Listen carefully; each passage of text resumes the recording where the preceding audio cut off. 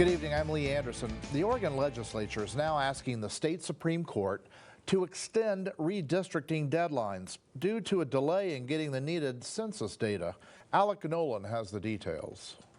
Population counts from the U.S. Census needed to draw congressional and legislative district maps in Oregon is now expected to arrive on September 30th, 6 months later than usual, which has forced State Senate President Peter Courtney and House Speaker Tina Kotek to seek relief from the Oregon Supreme Court to properly redraw the lines that decide who you'll be voting on.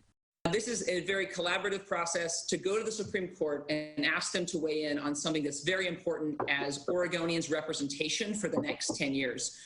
Secretary of State Shemia Fagan says both sides of the aisle are asking the court to grant the legislature 3 months to complete redistricting once they receive the data in late September.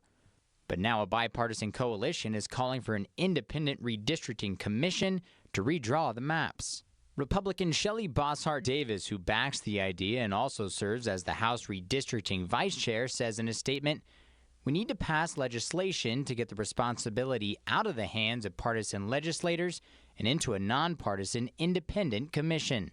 But Secretary Fagan says the legislature would have to ask voters to change the Constitution.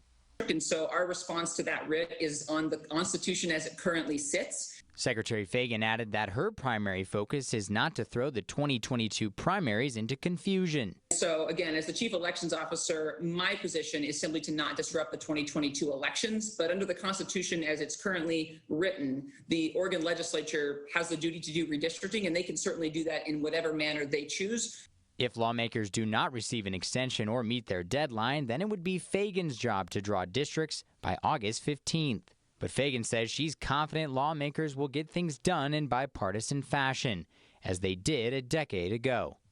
In Bend, Alec Nolan, News Channel 21.